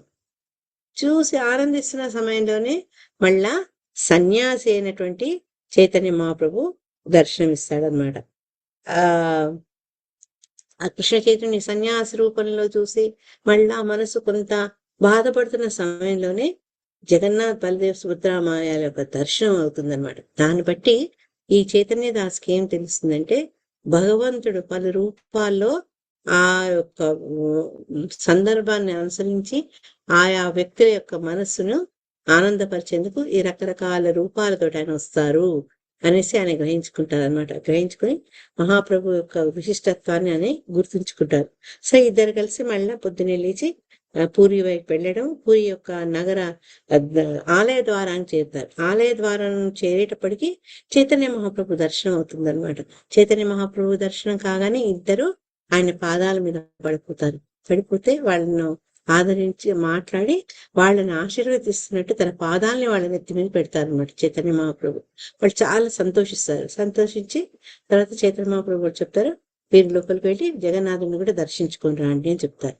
వీళ్ళు ఎప్పుడైతే జగన్నాథుని యొక్క దర్శనం అవుతుందో అప్పుడు వాళ్ళు ఆ భగవంతుడిని ఒకటే ప్రార్థిస్తారు, తండ్రి మాకు ఒక సంతానాన్ని ఇవ్వు, ఆ సంతానం ఎలా ఉండాలంటే నీ నామగుణాలను కీర్తించేటట్టుగా ఉండాలి, అటువంటి కుమారుని మాకు ఇవ్వమని వేడుకుంటారనమాట. తర్వాత వాళ్ళు చైతన్య మహాప్రభుని కలిసినప్పుడు ఆయన ఏం చెప్తారంటే, భగవంతుడు మీ ప్రార్థనలు విన్నారు, మీకు త్వరలోనే ఒక సంతానం కలగబోతుంది, మంగళకరమైన పుత్రుడు పుడతాడు, అతని పేరు శ్రీనివాస అని పెట్టండి. అతను భగవంతుని యొక్క నామాన్ని చక్కగా అన్ని చోట్ల ఆయన ప్రచారం చేస్తారు. అంతేగాక ప్రతి ఒక్కరిలో కూడా భక్తి చేయాలనే ఉత్సాహాన్ని ఆయన పెంపొందించగలుగుతాడని ముందే భవిష్యత్వాణి చెప్తారనమాట చైతన్య మహాప్రభు. చెప్పి ఇదేం చెప్తాడంటే, ఇతని ద్వారా భగవన్ నామం అన్ని చోట్ల ప్రచారం జరుగుతుంది అని చెప్తాడు. ఈ రకంగా భగవంతుడి వల్ల చైతన్య మహాప్రభు వల్ల అతనికి ఏంటంటే ఆ శక్తి లభించబడుతుంది అనమాట. తర్వాత ఈ పేరెంట్స్ ఏంటంటే మామూలు గృహస్థులు కాదు, వాళ్ళు గొప్ప వైష్ణవులు వాళ్ళు. కాబట్టి ఎప్పుడు కూడా భగవత్ విషయాలు మాట్లాడటము, తర్వాత తండ్రి చక్కగా భగవద్గీత భాగవతం లాంటివి చెప్పడము, ఈ రకంగా ఆయనకు ట్రైనింగ్ ఇవ్వడం మొదలు పెడతాడు. తల్లి ఏంటంటే చక్కగా కీర్తనలు చెప్పేదన్నమాట. తండ్రి ఏమో భాగవతం కథలు చెప్పడము, తర్వాత చైతన్య మహాప్రభు గురించి చెప్పడం. ఆయన మరి చైతన్య దాస్ కదా, భగవంతుడి యొక్క లీలలు, ఇటు పక్క చైతన్య మహాప్రభు లీలలు, ఇవన్నీ చెప్తూ ఉంటారనమాట. ఈ రకంగా 2 ధారల ద్వారా ఆయనకు ట్రైనింగ్ అవుతుంది. ఇది ఒకటి శ్రవణము, ఒకటి కీర్తనం. తల్లి ద్వారా తండ్రి ద్వారా ఆ 2 లక్షణాలని అతను బాగా జీర్ణించుకుంటారనమాట. సరే, అతను పెరుగుతున్న కొద్దీ అతనికి ఈ ఈ మహాప్రభు యొక్క డివోటీస్ తోటి సంగత్యం కావాలి అని చాలా ఉంటుందన్నమాట. అది కూడా ఏంటి, ఆయన యొక్క ఆంతరంగిక సేవకుల యొక్క సాన్నిహిత్యం కోసం అతను ఊళ్ళాడుతూ ఉంటారు. కానీ అతన్ని ఒక వయసు వచ్చేటప్పటికి ఆయన ఆంతరంగిక శిష్యులందరూ కూడా చైతన్య మహాప్రభుతో కలిసి వీళ్ళందరూ ఈ భౌతిక లోకం నుంచి వాళ్ళు వెళ్ళిపోతారనమాట. అప్పుడు పాపం చాలా బాధపడిపోతాడు అతను. అంటే వాళ్ళని తను చూడలేకపోయానే అన్న విషయం అతను పదే పదే పదే తలుచుకొని బాధపడుతుంటారనమాట. తర్వాత ఇంకా ఈ బృందావనానికి వస్తారు. బృందావనానికి వచ్చినాక అక్కడున్న ఆ ద్వాదశ కాలాల్లో తిరుగుతారు. ఈ తర్వాత గోపాల భట్ట ఆయన పేరు గోపాల భట్ట గోస్వామి దగ్గర ఆయన దీక్ష తీసుకుంటారు. కానీ జీవ గోస్వామి దగ్గర ఈ శాస్త్రాలు చక్కగా అధ్యయనం చేస్తారు. అందుకే మీకు ముందులే చెప్పాను, గురువు ఆయన ఈయన దగ్గర కూడా శిక్షా గురువు అనమాట. తీసుకొని ఆయన చాలా చక్కగా చదువుతూ ఉంటారనమాట. చదువుతూ ఉండి ఏ విషయానైనా చాలా చక్కగా అన్ని గ్రహించుకునేవారు. జీవ గోస్వామి తెలుసుకుందనమాట, ఇతను ఏదైనా విద్యను చక్కగా నేర్చుకుంటారని తెలుసుకుని ఆయనకు ఆచార్య అనే పదవి అనొచ్చు, ఆ నామాన్ని ఇస్తారనమాట. అందుకే శ్రీనివాస ఆచార్య అని చెప్పేది అనమాట. బిరుదు, థ్యాంక్ యూ, బిరుదు టైటిల్ అనమాట. అయితే కేవలం అతడు పండితుడే కాదు, పండితుడు కాక ఏంటంటే దాన్ని అర్థం చేసుకొని దాన్ని ఆచరించి దాన్ని ప్రచారం చేస్తారనమాట. దాన్ని చక్కగా ఏం చెప్పారు అంటే scholar but teachers by understanding, conduct and mission. మనం చెప్తాం కదా ఆచార్ విచార్ ప్రచార్ అని. ఏదైనా విషయాన్ని విన్నప్పుడు దాని గురించి అర్థం చేసుకొని దాన్ని అమలుపరిచి దాన్ని మళ్ళా ఆ 10 మందికి చెప్తారట. అది శ్రీనివాసాచార్యులు చూశారు కాబట్టి శివగోస్వామి అతనికి ఆచార్య అనే పేరును బిరుదును ఇవ్వడం జరిగింది అనమాట. ఈ యొక్క లిటరీ అంటే ఆయన యొక్క రచనల్లో చాలా ముఖ్యమైనది షడ్గోస్వామి అష్టకం. ఆ షడ్గోస్వామి అష్టకం ద్వారా మనకేంటంటే ఈ గోస్వాముల యొక్క మనోభావాన్ని మనకు చాలా చక్కగా అర్థమవుతాయి అన్నమాట.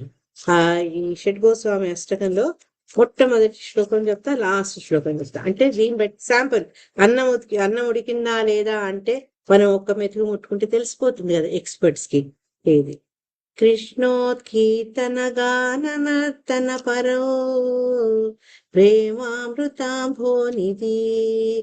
ధీరా ధీర జన ప్రియకరౌ నిర్మత్సరౌ పూజితౌ శ్రీ చైతన్య కృపావరౌ భువి భువో భారావహంతారకౌ వందే రూప సనాతనం రఘుయుగో శ్రీజీవ గోపాలకో. 6 గోస్వాములు ఏం చేసేవారటంటే ఎప్పుడు భగవన్నామాన్ని స్మరిస్తూ నృత్యం చేసేవాళ్ళు ఆ తన్మయత్వంతో. వాళ్ళు ఏంటంటే భగవంతుని భక్తి అనే ప్రేమ సముద్రంలో ఉన్నారనమాట వాళ్ళు. తర్వాత ఏంటంటే వాళ్ళు మామూలు వాళ్ళు కాదు, వాళ్ళు చాలా ఉన్నతమైన వంశానికి జన్మించిన వాళ్ళు, తర్వాత గొప్ప గొప్ప పదవీ బాధ్యతను స్వీకరించిన వాళ్ళు అయినప్పటికీ కూడా అవన్నీ వదిలేసి వాళ్ళు అందరి పట్ల ప్రేమగా ఉంటూ ఎవ్వరి పట్ల ఈర్ష్యా ద్వేషాలు ప్రకటించకుండా అందరినీ చక్కగా ప్రోత్సహిస్తూ భగవంతుని ప్రేమలో పూర్తిగా మగ్నమై ఉండేవాళ్ళు అనమాట. వాళ్ళకి ఏంటి అంటే ఈ పతితమైనటువంటి జీవులందరికీ కూడా భగవన్నామాన్ని పంచి భగవత్ప్రేమను పంచి వాళ్ళని ఉద్ధరించాలనేది వాళ్ళ మిషన్ యాక్టివిటీ అన్నమాట. అందుకని ఈ 6 గోస్వాములని అనంత గ్లోరిఫై చేశారు, అంతా కీర్తిస్తారనమాట. వాళ్ళు ఇప్పుడు మన దగ్గర ఒకళ్ళు చదువుకున్నారనుకో, అబ్బా వాళ్ళు చదువుతున్నారని ఈర్ష్య ఉండొచ్చు, వాళ్ళు బాగా పాడుతున్నారంటే వాళ్ళు పాడుతున్నారని ఈర్ష్య ఉండొచ్చు. కానీ ఈ గోస్వాముల్లో అట్లా ఎవ్వరి పట్ల ఈర్ష్యాభావం ఉండకపోయేదన్నమాట. అది వాళ్ళ యొక్క గొప్పతనం. తర్వాత ఇంకోటి ఏంటంటే ఈ అన్ని శ్లోకాలు కలిపి గోస్వాముల యొక్క విశిష్టతని మనకు చెప్తారు. ఆఖరి దాంట్లో ఏంటంటే అంటే మనం చెప్పుకున్నాం కదా, వాళ్ళు భగవన్నామాన్ని స్మరిస్తూ నృత్యం చేస్తుండేవారు కదా. అంతేగాక ఒక రకమైనటువంటి ప్రేమోన్మాద స్థితిలో ఉండేవాళ్ళు అనమాట వాళ్ళు. హే రాధే వ్రజదేవికే చ లలితే హే నంద సూనోకుత శ్రీ గోవర్ధన కల్ప పాదపతలే కాళిందీవనే కుతః గోశాంతావితి సర్వతో ప్రజపురే ఖేదై మహావిహ్వలౌ వందే రూప సనాతన ప్రభుయుగో శ్రీజీవ గోపాలకౌ. ఇక్కడ ఏమంటున్నారంటే ఈ 6 గోస్వాముల కానీ ప్రణమిల్లుకుంటూ, ఎవరా గోస్వాములు? రూప గోస్వామి, సనాతన గోస్వామి, రఘునాథ భట్ట గోస్వామి, రఘునాథ్ దాస్ గోస్వామి, తర్వాత జీవ గోస్వామి, గోపాల భట్ట గోస్వామి. రూప, సనాతన, జీవ, ఈ 3. రఘునాథ్ దాస్, రఘునాథ్ భట్ట దాస్, తర్వాత గోపాల భట్ట. 6. వాళ్ళు ఏంటంటే ఈ బృందావనంలో గట్టిగా వాళ్ళు పిలుస్తూ ఉన్నారట. ఎవరు పిలుస్తున్నారు అంటే, ఓ రాధే, బృందావనానికి ఆమె రాణి, తర్వాత రాధారాణి పిలుస్తున్నట. ఓ లలిత, రాధారాణి ప్రియసకి కదా, లలిత అని పిలుస్తున్నారు. ఓ నందతనయ, ఇంకెవరు నందతనయ అంటే కృష్ణుడు. మీరంతా ఎక్కడున్నారు ఇప్పుడు అని చెప్పి, మీరు గోవర్ధనం మీద ఉన్నారా, లేకపోతే యమునా నది తీరంలో ఉన్న అడవుల్లో ఉన్నారా, ఈ రకంగా మీరు ఎక్కడున్నారు అని వెతుకుతూ భగవంతుడి కోసం తిరుగుతూ ఉండేవాడు. అంటే వాళ్ళ భావన ఎలా ఉండేది అనేది ఈ షడ్గోస్వామి అష్టకంలో చాలా చక్కగా చెప్పబడింది అనమాట. వీళ్ళ భావన ఎలా ఉండేదంటే గోపి యొక్క భావన, దాన్ని విప్రలంబ స్థితి అన్నమాట. వాళ్ళు భగవంతుడి నుంచి దూరమైన ఆ విరహ భావనతో ఎటువంటి భావాలను వ్యక్తపరిచేవాళ్ళు, ఏ రకమైనటువంటి ఉన్మాదాన్ని ప్రదర్శించేవాళ్ళు. ఇది ఒక మనకు ఉదాహరణ అన్నమాట. ఆ సందర్భంలో మనకేం చెప్తారంటే ఆచార్యులు, సామాన్యంగా ఎవరైనా ఇష్టమైన వ్యక్తి మనకు దూరంగా ఉంటే మనలో ఉండే ఆ ప్రేమ చెప్పబడిపోతుంది అంటే మనకు మిగతా వాటి మీద ఆసక్తి ఉండదు. ఫర్ ఎగ్జాంపుల్ మన పిల్లలు హైయర్ స్టడీస్కి వెళ్ళిపోయినాక కొన్నాళ్ళు దాకా మనకి ఏ పని చేయబుద్ధి కాదు, ఏం తినబుద్ధి కాదు, ఏం చేయబుద్ధి కాదు. ఏ పండుగ చేసుకోవాలన్నా పిల్లల గురించి బాధపడతాం. కానీ గోపికలు, గోస్వాములు వీళ్ళంతా ఏంటంటే భగవంతుడి విరహాన్ని వాళ్ళు బాధపడుతున్నా భక్తి వాళ్ళని ఎక్కడ తగ్గలేదన్నమాట. భక్తి ఇంకా విజృంభించేది వాళ్ళు. ఆ విరహ భావంలో వాళ్ళు భక్తిని ఇంకా అధికంగా చేసేవాళ్ళు అనమాట. అటువంటి ఆ ఫీలింగ్ ఆఫ్ సపరేషన్ భక్తులు ఎలా ఉంటది అనే దానికి ఒక చక్కటి మచ్చుతునక శ్రీనివాసాచార్య ఒక జీవితంలో ఇంకో దృశ్యంలో మనకు కనిపిస్తుంది అనమాట. అతను ఏంటంటే ఒకసారి మాయాపూర్కి వెళ్ళినప్పుడు, జగన్నాథపురి వెళ్ళినప్పుడు హరిదాస్ ఠాకూర్ యొక్క సమాధిలో వెళ్ళినప్పుడు అతను చాలా ఉద్విగ్నతకు లోనవుతాడు అనమాట. ఆల్మోస్ట్ అతను మూర్ఛిల్లబోతాడు. ఎందుకు అంటే అప్పుడు దానికి ఆచార్యం ఏం చెప్తారంటే, ఇది అతను బాహ్యంగా ప్రకటించే భావం కాదు, అటువంటి వైష్ణవుడిని తను కలుసుకోలేకపోయిన బాధ. ఆ వైష్ణవుడు ఉన్నటువంటి ఈ ప్రదేశంలో అతను ఉన్నట్టుగానే భావిస్తున్నాడు, లేడు అన్న భావన రాలేదు. అతను అక్కడ ఉన్నట్టుగానే భావించి ఆనందంతో, ఉద్వేగంతో అతను మూర్ఛిల్లపోయాడట. అంటే ఈ శ్రీనివాసాచార్య యొక్క భావం ఎంత పటిష్టంగా ఉంది, భక్తి ఎంత దృఢంగా ఉంది అనే విషయం మనకు అర్థమవుతుంది అనమాట. అయితే ఆయన ఏంటంటే ఇటు లోపల ఇటువంటి భావనలే కాక ఆయన ఏం చేశారంటే, ఎప్పుడైతే భగవంతునితో మహాప్రభు యొక్క ఆంతరంగులతోటి ఆయన కలవలేకపోయారు కదా, ఆ విరహము ఆయన విరహ బాధలో ఉంచకుండా అతను సరి అయినటువంటి చర్యలు తీసుకునేటట్టుగా ప్రోత్సహించింది. గోస్వామిలు తర్వాత జీవ గోస్వామి యొక్క సూచనల మేరకు తర్వాత ఆయన ఏం చేస్తారు అంటే, ఈ శ్రీనివాస తర్వాత నరోత్తమ్ దాస్ ఠాకూర్, తర్వాత శ్యామానంద పండితుడు, వీళ్ళు ముగ్గురు ఏం చేశారంటే ఈ గోస్వాముల యొక్క ఈ విలువైన ఈ గ్రంథాలన్నింటినీ తీసుకొని వాళ్ళు బెంగాల్, ఒరిస్సా మొదలైన ప్రాంతాలకు ప్రయాణం అవుతుంటారు అనమాట. ఇక్కడ మన పూజ జయపతాక స్వామరాజు మధు పండిత్ పేరెంట్స్ డేకో డిసపరెన్స్ డేకో ఆయన చిన్న క్లాస్ లో అంటే నోట్స్ లో చెప్పారనమాట. ఈ మధు పండిత్ అనే అతడు గదాధర పండిత్ యొక్క శిష్యుడు. గదాధర పండిత్ మనకు తెలుసు, క్షేత్ర సన్యాసం చేశారు. ఆయన తొట్టగోపినాథ్ మందిరంలో ఉండి ఆయన సేవ చేస్తూ మహాప్రభుకు ఎప్పుడు నిరంతరం భాగవత కథలు చెప్తూ ఉండేవారు కదా. ఈ మధు పండిత్ ఏం చేశారంటే అతనికి భగవద్ దర్శనం కావాలంది. మరి భగవద్ దర్శనం కావాలంటే బృందావనంకి వెళ్తాడు. బృందావనంకి వెళ్ళి కృష్ణుడి కోసం వెతుకుతాడు అనమాట. అతనికి ఏంటంటే ఆ ఆ సమయంలో అతను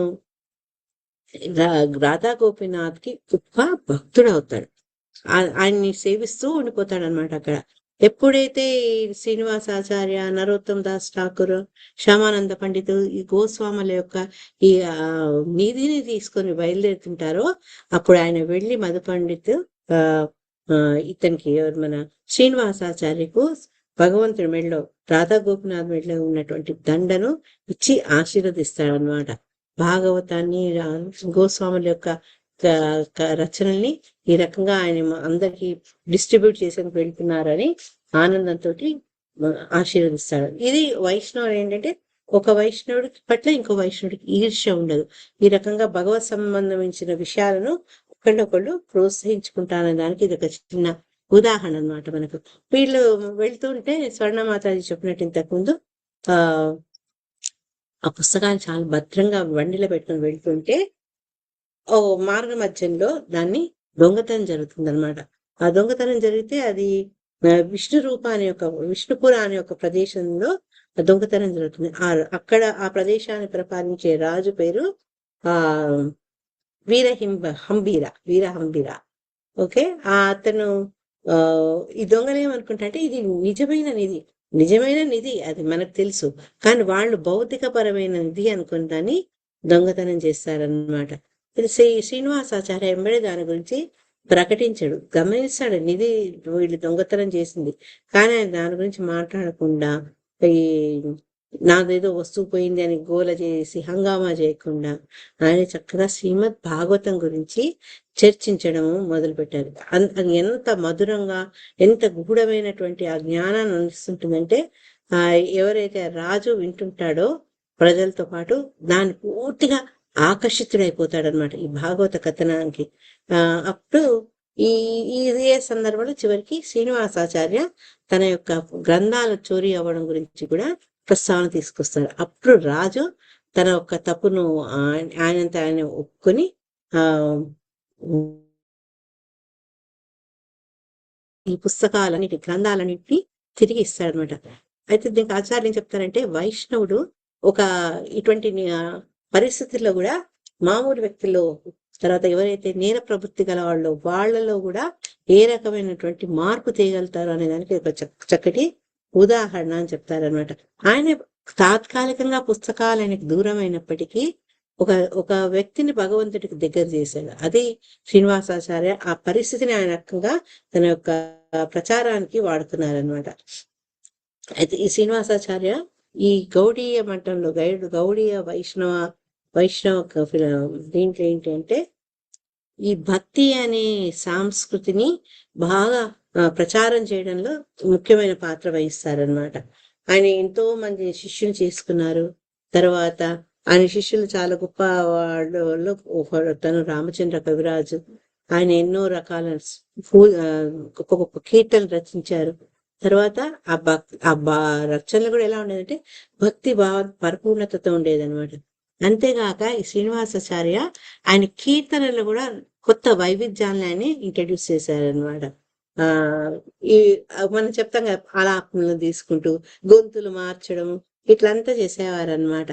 తర్వాత ఈయనేంటంటే మనం జాహ్నవి మాత గురించి చెప్పుకున్నాం.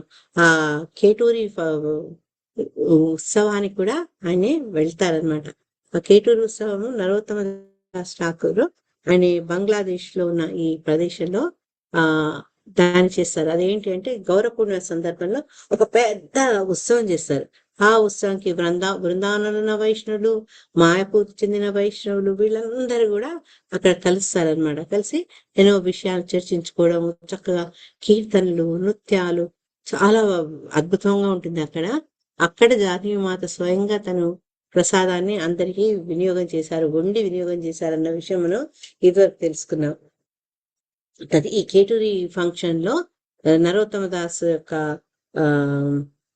కోరిక మీద ఈయన డైటీస్ కూడా ప్రతిష్ఠించారనమాట. ప్రతిష్ఠించి ప్రథమ పూజ ఆయన చేశారనమాట. చేసి ఆ జాహ్నవి మాత మొదలైన వాళ్ళందరితోటి చక్కగా అసోసియేట్ అవుతారు. సో ఈ శ్రీనివాసాచార్య గురించి మనం తలుచుకున్నప్పుడు 3 రకాలుగా మనం ఆయన్ని గుర్తుంచుకోవచ్చు. మొట్టమొదటి ఏంటంటే శ్రీనివాసాచార్య ఆయన యొక్క స్థానం ఏ రకంగా తీసుకున్నంటే 6 ఆ గొప్ప గోస్వాములకు దాసుడుగా తను భావించుకున్నారనమాట. అతను రాసినటువంటి గోస్వామి షడ్ గోస్వామి అష్టకం కేవలం ఒక ఏమంటారు కవిత్వమే కాదు, దీని మొత్తం వాళ్ళ యొక్క భావాలను చక్కగా స్పష్టీకరణ చేసినటువంటి గీతం అనమాట. గోస్వాములు అనే వాళ్ళు ఎంత జెన్యూన్, వాళ్ళు ఎంత స్వచ్ఛమైన వాళ్ళు. తర్వాత నామ సంకీర్తనలో ఉండడం, ఎప్పుడు నామ సంకీర్తన చేసుకోవడము, తర్వాత శాస్త్రాల్లో చాలా విషాదులు, సర్వసంగ పరిత్యాగులు, అన్ని ఉన్నా చాలా అడిగి ఉండే స్వభావం, వినయమైన స్వభావం కలవాళ్ళు, అందరి పట్ల చాలా కరుణ కలవాళ్ళు. ఈ రకంగా ఇన్ని సుగుణాలు కలిగిన ఆ గోస్వాములు నిరంతరము రాధాకృష్ణుల కోసము వాళ్ళు ఎదురు చూస్తూ ఉండేవాళ్ళు, వాళ్ళ కోసం వెతుకుతూ ఉండేవాళ్ళు. ఇంకా రెండోది ఏంటంటే అని ఈ గోస్వామి రచించిన పుస్తకాన్ని చక్కగా ప్రీచ్ చేశారు, ప్రచారం చేశారు. ఆయన వాళ్ళు ఏవేవైతే రచించారో అవన్నీ శ్రీనివాసాచార్య ద్వారా అందరికీ అందించబడింది అనమాట. చక్కగా పంచారు ఆ ప్రేమను, ఆ జ్ఞానాన్ని శ్రీనివాసాచార్య పంచారనమాట. తర్వాత ఆయన యొక్క భజనలు కూడా ఎట్లా ఉండేదంటే ఎంతో లోతుగా అన్నమాట, మనోభావాలు లోతుగా ఎట్లా ప్రకటిస్తూ ఉంటే ఆ భజనలు ఆ రకంగా ఉండేది. అంతేగాక ఏంటంటే భజన తర్వాత ప్రచారం రెండు వేరు కాదు, రెండు ఒకదాని మీద ఒకటి ఆధారపడ్డదనే విషయాన్ని చెప్తారనమాట. భజన వల్ల అంటే ఈ జ్ఞానం వల్ల, తర్వాత భక్తి వల్ల ఆ కీర్తనకు బలం వస్తుంది, కీర్తన వల్ల వీటికి కూడా బలం వస్తుంది. ఈ రకంగా ఒకదాని మీద ఒకటి ఆధారపడింది అనమాట. తర్వాత ఈయన డైటీ వర్షిప్ ని చాలా చక్కగా స్థాపించారు ఎవరు, మన శ్రీనివాసాచార్యులు. అందుకే అక్కడ కూడా నరోత్తమ ఠాకూర్ శ్రీనివాసాచార్యుల వల్ల ఆలయ విగ్రహాల ప్రతిష్ట, ప్రథమ పూజ చేయించడం జరిగింది అనమాట.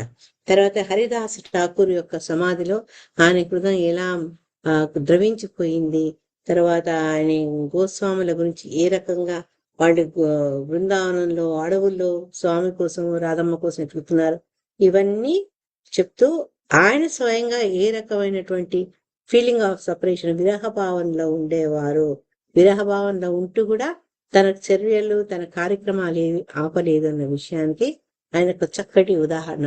మూడవది ఏంటి అంటే బృందావనం అంటే ఏంటి అంటే ఇది ఈ గోస్వాములు రాసినటువంటి ఈ నిధులకు అదొక ఖజానా లాంటిది కాదు.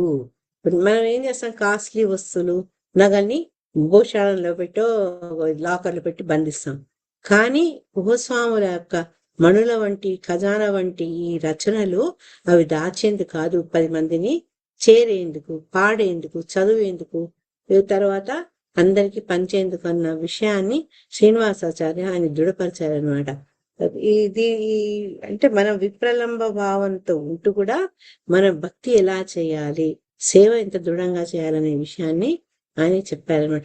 అరే నాకు ఇంకా భగవంతుడు దర్శించలేదు, భగవంతుడు నాకు పొందలేదన్న బాధ కంటే మనం ఇంకా బాగా సర్వీస్ చేసి భగవంతుణ్ణి పొందగలుగుతాము అన్న ఆతృత మనలో ఉండాలి, భగవంతుడి పట్ల ప్రేమ ఉండాలి అనేది శ్రీనివాసాచార్య మనకు ప్రదర్శించారన్నమాట. అయితే శ్రీనివాసాచార్య ఇదంతా ఇప్పుడు మనం భౌతికంగా చదువుకున్నాం కదా.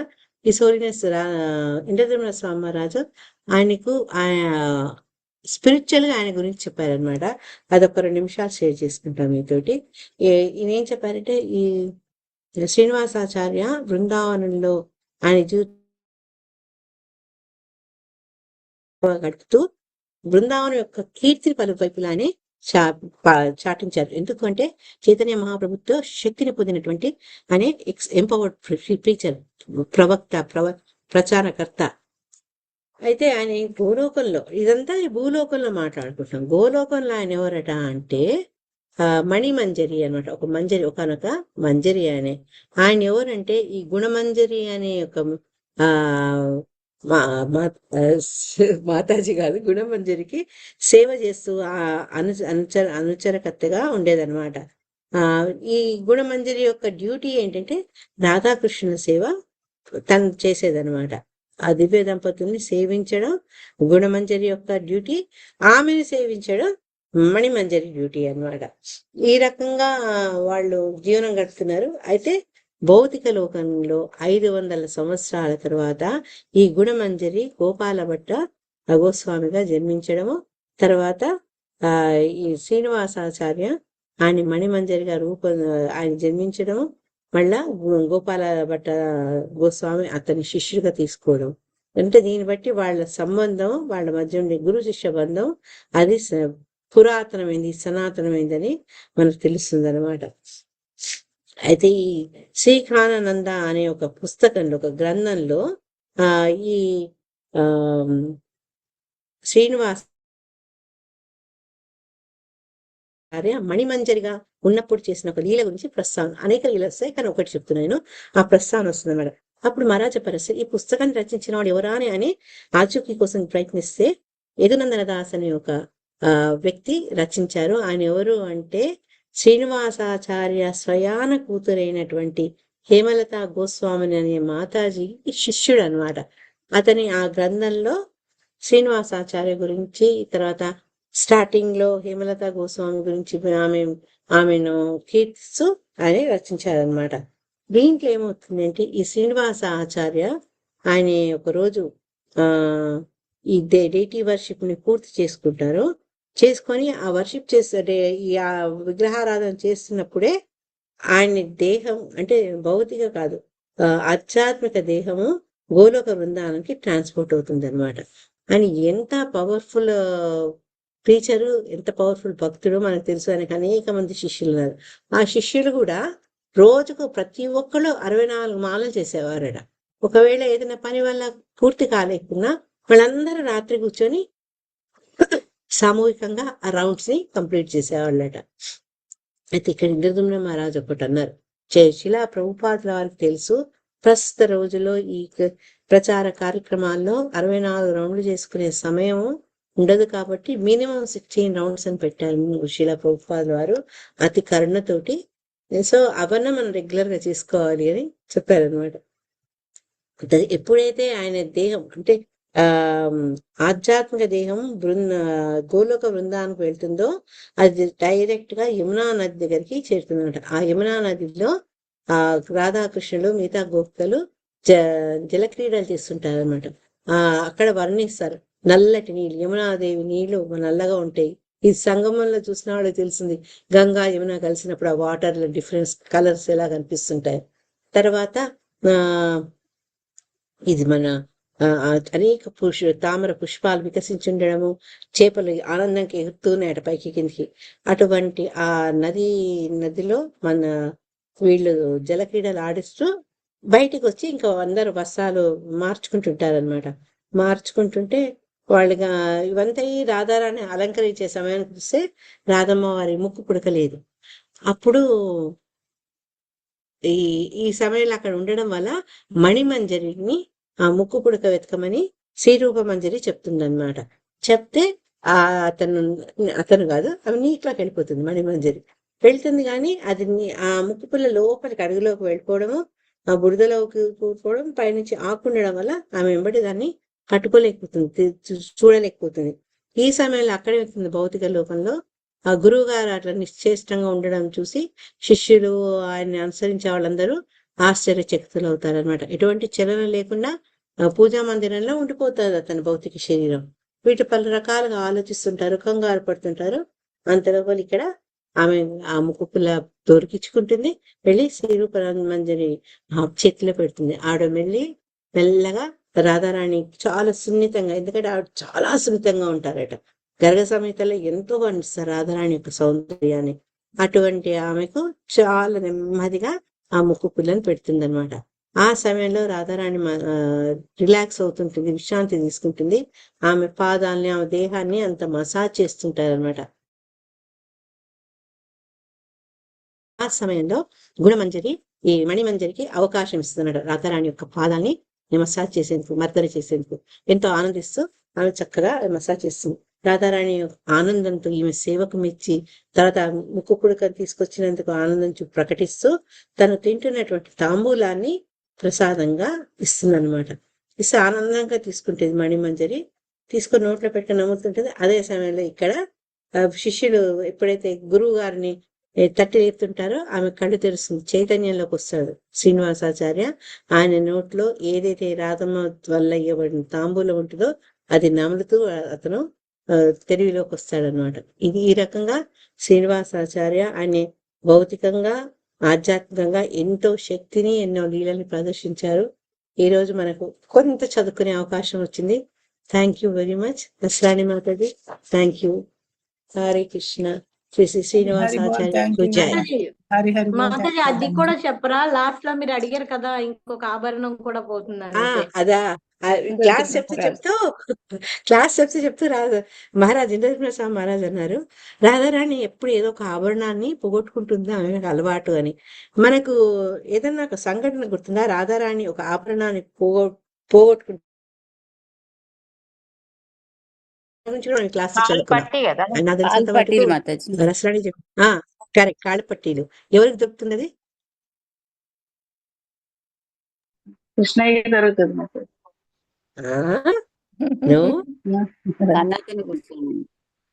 సనాతన కోసం మాతాజీ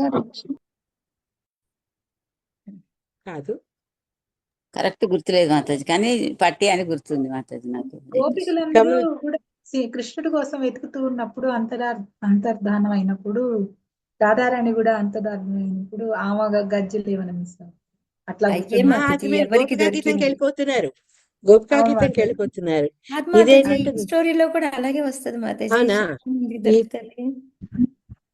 వాళ్ళంతా ఎదుగుతూ ఉంటారు. వెతుకుతూ ఉంటే ఒక వ్యక్తికి దొరుకుతుంది. దొరికినప్పుడు అతను పలానా యజమానికి అయితేనే ఇస్తా అంటాడు అనమాట. వాళ్ళు వచ్చి మా ఇంట్లో కొత్త పెళ్లి కూతురు ఆమెది ఇమ్మని అడుగుతారు. ఏమంటే ఆ భక్తుడు అంటాడు, లేదు నేను ఇది ఎవరికి చెందిందో వాళ్ళకే ఇస్తా అంటాడు. ఇప్పుడైనా గుర్తొచ్చిందా కదా? నేను ఆల్రెడీ చెప్పాను కూడా మాటల్లో, మీరు సరిగ్గా వినలా. అదే అంటున్నా. అతని పేరు ఫస్ట్ దుఃఖీరాముడే, దుఃఖీదాస్. తర్వాత అతను దుఃఖీ కృష్ణదాస్. చెప్పింది రసాయన మాతాజీ స్టోరీ. రామానంద కదా మరి దుఃఖీ కృష్ణదాస్ కదా. తర్వాత రాధారాణి అతనికి నామం పెట్టి ఇనిషియేట్ చేసి నువ్వు దుఃఖీదాసు కాదు, నువ్వు సుఖీదాసు అని శ్యామానంద్ అని అప్పుడు ఆమె ఇనిషియేట్ చేస్తారంట. సో ఆ రకంగా రాధమ్మ తల్లి ఏదో ఒకటి ఎందుకు పోగొట్టుకుంటుంది అంటే ఆమె కేర్లెస్ కాదు, భక్తుల మీద కరుణ చూపించేందుకు. హరే కృష్ణ. ఓకే తల్లి, చాలా టైం తీసుకున్నా, షార్ట్ అయిపోయింది అనుకున్నాక. హరే కృష్ణ. రికార్డింగ్